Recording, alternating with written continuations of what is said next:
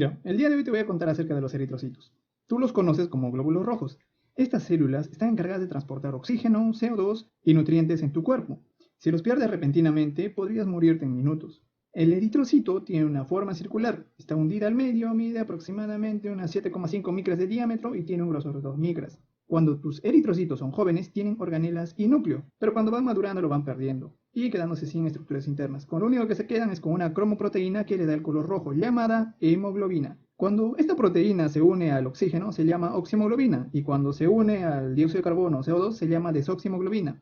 La hemoglobina también te ayuda a estabilizar tu nivel de pH gracias a una enzima llamada anhidrasa carbónica, el cual convierte el agua y el CO2 de tu cuerpo en bicarbonato, ayudando así a estabilizar el nivel de pH. Ahora los eritrocitos obtienen energía gracias a un proceso que se llama fermentación anaeróbica y de tu cuerpo son las únicas células que realizan este proceso de manera indefinida, lo cual les permite continuar tranquilamente con su vida. Ya sea, seguramente estás diciendo, ¿por qué no es una célula normal? Los eritrocitos están diseñados para entregar oxígeno y no para consumirlas. Porque si el eritrocito consumiera el oxígeno que transporta, sería como el repartidor de pizza se comiera la mitad de tu pizza antes de entregar tu pedido. Entonces, en la capa externa del eritrocito existen unas moléculas llamadas glucolípidos. Estas moléculas definen el tipo de sangre que tienes. En la cara interna de esta capa, o sea, ahí abajito nomás, encontramos otras proteínas llamadas espectrina y actina. Estas se encargan de dar resistencia, flexibilidad y durabilidad al eritrocito, pues para que el eritrocito pueda pasar por los espacios más pequeños del sistema circulatorio. Ya, déjame contarte un poquito más acerca de la hemoglobina. La hemoglobina es una proteína. Una proteína es una cadena de aminoácidos. Pero, ¿sabías que dentro de la hemoglobina hay 4 cadenas? Sí, 2 de tipo alfa que tienen 141 aminoácidos y 2 cadenas beta de 146 aminoácidos de largo. Pero cada cadena está unida a una estructura prostática, no prostática, llamada grupo hemo, el cual une al oxígeno y al hierro al centro de cada cadena. Cada grupo hemo puede llevar una molécula de oxígeno en cada cadena, máximo 4 moléculas, porque hay 4 cadenas. Con respecto al CO2, se transporta de 3 formas: disuelto en plasma, en forma de bicarbonato y combinado con proteínas, al cual le llaman compuesto carbamínico. No compite con el oxígeno por viajar en la hemoglobina. El CO2 viaja en otra parte de la hemoglobina, no en el mismo lugar del oxígeno. Ahora, ¿hay alguna diferencia en la hemoglobina del adulto y la hemoglobina en el feto? El 2% de la hemoglobina en el adulto es de tipo delta, en vez de la cadena beta. En la hemoglobina del feto, la cadena beta está reemplazada por cadena gamma. Sucede que la delta y la gamma tienen el mismo tamaño. Lo que les diferencia es que la cadena gamma se fija mejor al oxígeno. Por eso, el feto extrae más oxígeno de la circulación de la madre. ¿Sabes cuántos eritrocitos tienes? Hay 3 maneras de averiguarlo: midiendo el hematocrito, midiendo la concentración de hemoglobina y la cifra de eritrocitos.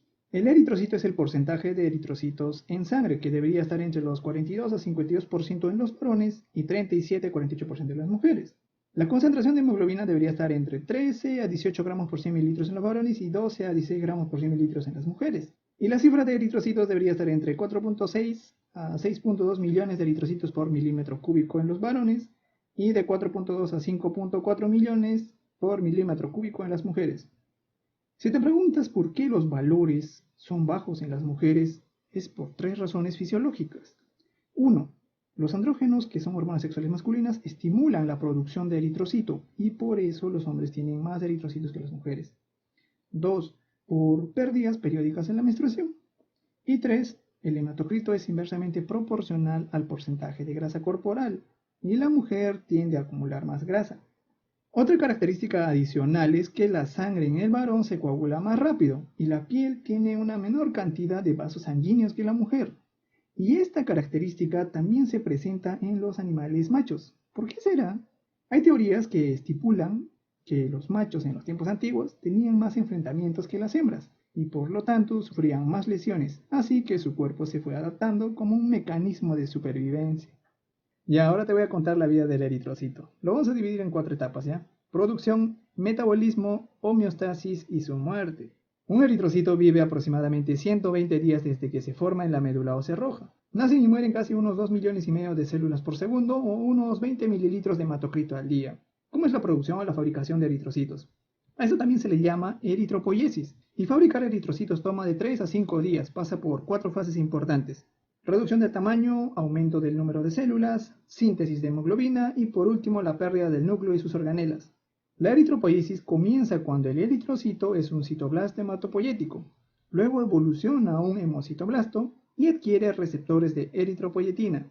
Y la eritropoyetina lo estimula y se convierte en un eritroblasto, conocido también como normoblasto. Estos normoblastos se empiezan a multiplicar y sintetizan la hemoglobina. Cuando termina este proceso, pierden el núcleo y se convierten en reticulocitos, y así salen a la circulación sanguínea, y en un día o dos se vuelven un eritrocito maduro. Cuando hay una pérdida sanguínea considerable por un sangrado, digamos, el cuerpo empieza a producir glóbulos rojos más rápido, por lo que en la circulación se van a ver más reticulocitos. Ahora hablemos de la segunda etapa, que es el metabolismo del hierro.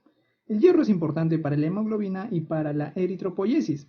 Los varones pierden casi 0.9 miligramos al día en la orina, y también en las heces y en alguna otra hemorragia.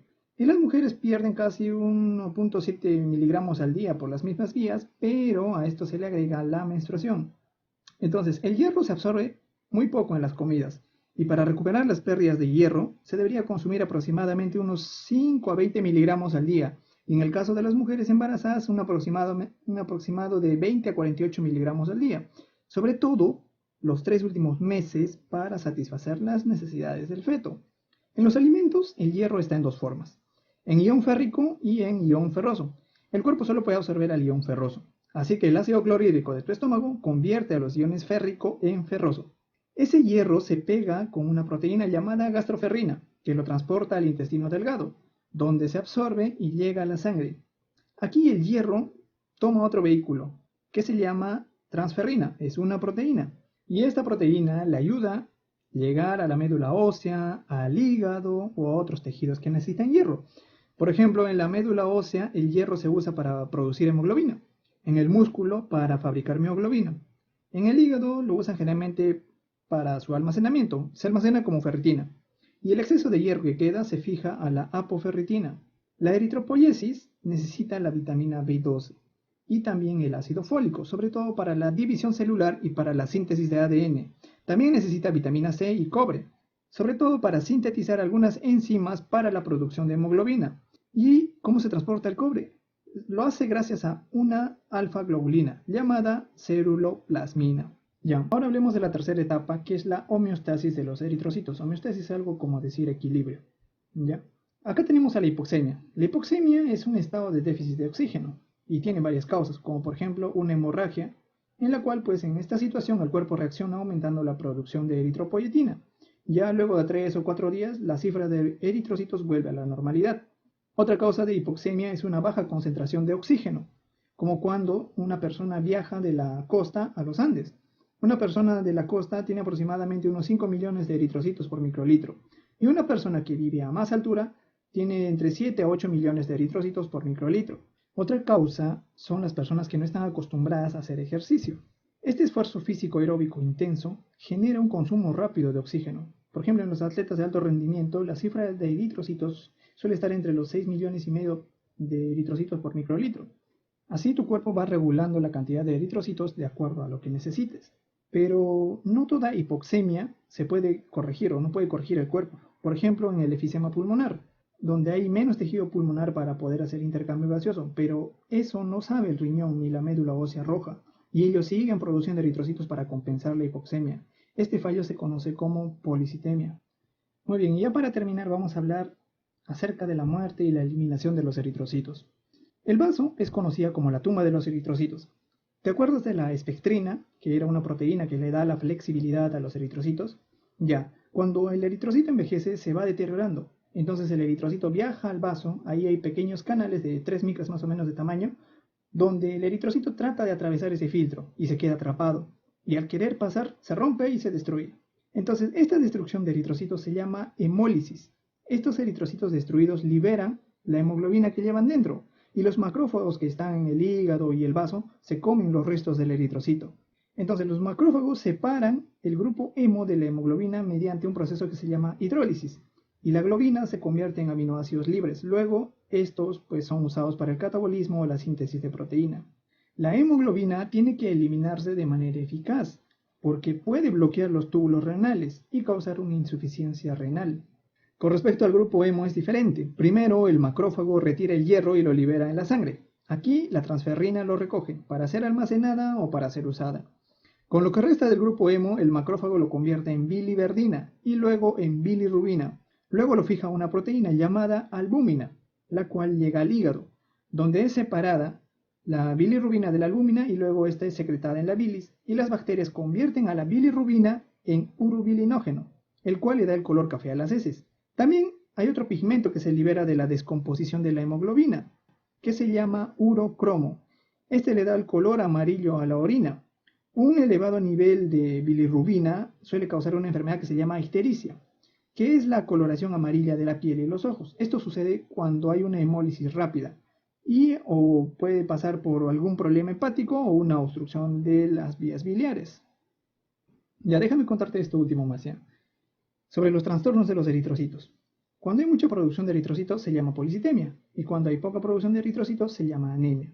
Pero hay tipos de policitemia. Por ejemplo, tenemos la policitemia primaria o verdadera. Esta se debe generalmente a cáncer en la médula ósea roja, donde se producen unos 11 millones de eritrocitos por microlitro, llegando a un hematocrito más del 50%. Tenemos después la policitemia secundaria, que es por causas secundarias, como la deshidratación, el tabaquismo, la contaminación ambiental. Puede ser por una enfermedad como el efisema, altitud elevada, ejercicio aeróbico excesivo, que estimulan la secreción de eritropoyetina de los riñones, llegando a unas cifras de 8 o 6 millones de eritrocitos por microlitro. El riesgo de las policitemias es el incremento del volumen de la sangre, incrementando así la presión arterial y también aumentando la viscosidad de la sangre. La policitemia crónica puede llevar a problemas como accidentes cerebrovasculares o una insuficiencia cardíaca. Por otro lado tenemos a la anemia. La anemia lo podemos clasificar en tres categorías. Uno por eritropoiesis o síntesis inadecuada de la hemoglobina, otro por una anemia hemorrágica o debido a un sangrado y el otro por una anemia hemolítica que es por destrucción de eritrocitos. Frecuentemente la anemia es ocasionada por una insuficiencia renal que produce poca eritropoyetina. Otra causa es que con la edad los riñones se van atrofiando y perdiendo su tamaño, y los abuelitos que no hacen ejercicio y no comen bien reducen la eritropoiesis. La anemia nutricional es por deficiencia de hierro en la dieta, lo cual pues produce eritrocitos pequeños y pálidos. Tenemos también otro tipo de anemia, como por ejemplo la anemia perniciosa, que es por deficiencia de vitamina B12. Esto pasa generalmente en los vegetarianos muy estrictos, o también puede pasar cuando las glándulas del estómago, donde están las células parietales, no producen una glucoproteína que se llama factor intrínseco. Este factor intrínseco sirve para que el intestino pueda absorber la vitamina B12, el cual va descendiendo con la edad, ¿no? Pero hay casos en los que es hereditario. En este caso el tratamiento es con inyecciones de vitamina B12. Luego tenemos la anemia hipoplásica. Es cuando baja la eritropoiesis, pero cuando la falla es completa se llama anemia aplásica. Su origen es desconocido y suele afectar a adolescentes y jóvenes. ¿Cuáles son las consecuencias o los efectos de la anemia? Por ejemplo, uno es la hipoxia. La hipoxia te mantiene letárgico, disneico, o sea, tienes la sensación que te falta el aire. También estás pálido. Y una hipoxia anémica grave puede causar necrosis del tejido cerebral, del tejido cardíaco o del tejido renal. También vas a estar con la osmolaridad sanguínea baja y esto te va a ocasionar edemas. Por último, la viscosidad sanguínea se va a reducir, lo cual va a originar que el corazón empiece a latir más fuerte y esto a la larga puede desarrollar una enfermedad que se llama insuficiencia cardíaca. Déjame contarte un datito más acerca de los eritrocitos. Hay algo que se llama drepanocitosis. Esta enfermedad es un defecto congénito que se presenta en personas de origen africano, debido a que hay una modificación genética en la configuración de la hemoglobina. Para ser más exacto, en el sexto aminoácido de la cadena beta del cromosoma 11. ¿Qué pasa acá? Se cambia el ácido glutámico, que es un aminoácido, por la valina, que es otro aminoácido. A esta configuración de hemoglobina se llama hemoglobina S. Esta hemoglobina no se une muy bien al oxígeno, se polimeriza y forma un gel el cual deforma el eritrocito en forma de hoz o media luna. Estos eritrocitos deformados se llaman drepanocitos o drepanocíticos y son pegajosos por lo que se aglutinan, o sea, se juntan entre ellos y sobre todo cuando están en pequeños capilares, lo cual termina causando dolor en esos lugares, sobre todo por la deficiencia de oxígeno. Este bloqueo en la circulación puede llevar a una insuficiencia renal, una insuficiencia cardíaca, un accidente cerebrovascular, puede llevar incluso a reumatismo o parálisis. Como estos eritrocitos son débiles, se hemolizan o se destruyen muy rápido y causan hipoxemia. Entonces, esto reconoce tu cuerpo, sobre todo los tejidos hematopoyéticos, y empiezan a producir más eritrocitos para compensar la hipoxemia. Pero siguen saliendo eritrocitos deformes y débiles, lo cual genera un bucle constante y esto pues puede llevar a la muerte. Por ejemplo, si un niño no recibe tratamiento, si tuviera esta enfermedad, no va a llegar a vivir más de 2 años. Y si va a recibir tratamiento, llegará pues hasta los 50 años. Entonces te preguntarás, ¿por qué existe la drepanocitosis? Esto pasó en África, donde se originó esta enfermedad. En este lugar, las personas mueren por una enfermedad que se llama malaria, el cual está ocasionado por un parásito. Este parásito se alimenta de la hemoglobina de los eritrocitos. Entonces, como un mecanismo de adaptación, su hemoglobina se ha transformado, o sea, se ha modificado y se convirtió en una hemoglobina tipo S. Entonces, esta hemoglobina tipo S ya no le gusta al parásito. Así, esta persona termina siendo resistente a la malaria. ¿Mm? ¿Qué te parece?